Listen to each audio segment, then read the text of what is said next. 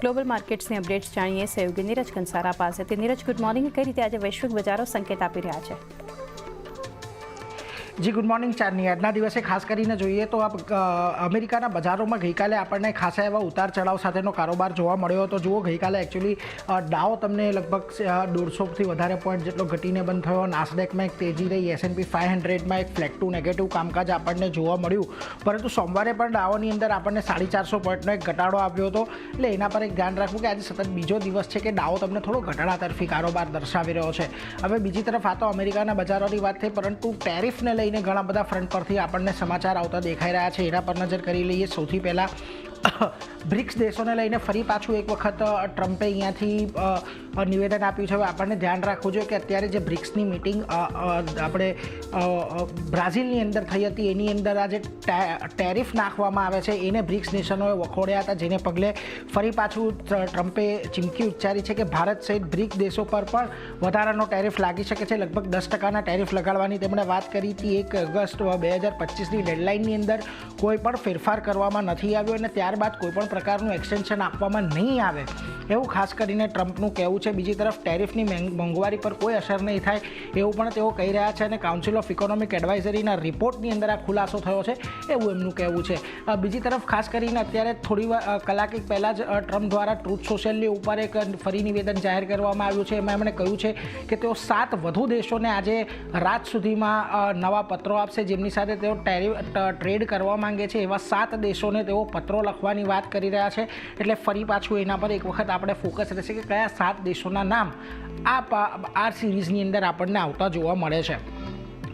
ફરી પાછા કોપર પર પણ ટેરિફ લાગી શકે એવા એક આપણને અત્યારે ખાસ કરીને સંકેતો મળી રહ્યા છે, કારણ કે જો કોપર પર 50% ટેરિફ લગાવી શકીએ છીએ એવું ટ્રમ્પનું નિવેદન આવ્યું છે। એમણે કહ્યું છે કે વાયદામાં કોપર 17 અને આ કારણે વાયદામાં 17% જેટલો આપણને કોપરની અંદર ઉછાળો આવ્યો છે। એક દિવસમાં કોપરમાં સૌથી મોટી તેજી આપણને આવતી જોવા મળી છે। હવે મહત્ત્વની વાત છે કે કોપર જે છે યુએસની અંદર આવે છે, એના પર લગભગ 73% જેટલું કોપર જે છે માત્ર 3 દેશોમાંથી આવે છે। ક્યાંથી આવે છે તો જુઓ, સૌથી વધારે કોપર અહીંયા સૌથી પહેલાં તો જે આખા વિશ્વની અંદર ચીલીમાંથી જાય છે, એમ ચીલીમાંથી સૌથી વધારે કોપર 38% જેટલું આયાત કરવામાં આવે છે। ત્યારબાદ કેનેડા અને મેક્સિકો આ લિસ્ટની અંદર છે કે જ્યાં આગળ તમને સૌથી વધારે કોપરની આયાત થતી હોય છે। બીજી તરફ ખાસ કરીને ફાર્મા પર પણ તેમણે નિવેદન આપ્યું છે। એમણે ફરી કહ્યું છે કે ફાર્મા પર 200% સુધીનો ટેરિફ તેઓ લગાવી શકે છે અને ટૂંક સમયની અંદર આનું એક જાહેરાત કરવામાં આવશે। 12 થી 18 મહિનાનો કંપનીઓને એક સમય આપવામાં આવશે અને કામ વ્યવસ્થિત કરવા પર વધારે સમય આપવામાં આવશે એવું ખાસ કરીને ટ્રમ્પે કહ્યું છે। એટલે એના પર એક ખાસ ધ્યાન રાખવાનું છે। બીજી તરફ પોવેલને લઈને પણ તેમણે નિવેદન આપ્યું છે। એમણે કહ્યું છે કે તેઓ ખોટા અધ્યક્ષ છે, જલ્દીથી તેમણે રાજીનામું આપી દેવું જોઈએ, કારણ કે મોંઘવારી પર તેઓ જે પ્રકારે નિવેદનો આપી રહ્યા છે, નાના બાળક જેવી જીત તેઓ કરી રહ્યા છે મોંઘવારીને લઈને, એટલે એમણે રાજીનામું આપી દેવું જોઈએ।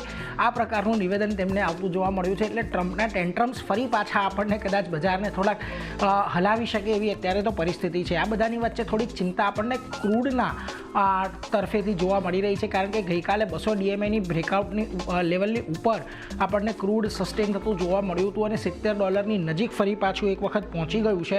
હવે જે મધ્ય સાગરની અંદર કે લાલ સમુદ્રની અંદર જે પ્રકારે હુતીઓ દ્વારા વિવિધ વેસલ્સની ઉપર કે જહાજો ઉપર હુમલો કરવામાં આવી રહ્યો છે, એને લઈને ફરી પાછી ક્રૂડને લઈને એક ચિંતા વધી છે। એટલે એના પર એક નજર રાખીશું। તો આ બધા તો સંકેતો છે, પરંતુ આ બધાની વચ્ચે આજે એશિયાના બજારો પર એક વખત નજર કરવાની છે કે ત્યાંથી શું સંકેત મળી રહ્યા છે। તો જુઓ, આજે સવારથી આપણને જે સંકેતો એશિયાના બજારોથી મળી રહ્યા છે એમાંથી ખાસ કરીને સૌથી પહેલાં નિક્કી પર નજર કરીએ તો ફ્લેટ ટુ નેગેટિવ કામકાજ છે। તાઇવાન અને કોરિયાની અંદર એક પોઝિટિવિટી સાથેનું કામકાજ આપણને જોવા મળી રહ્યું છે।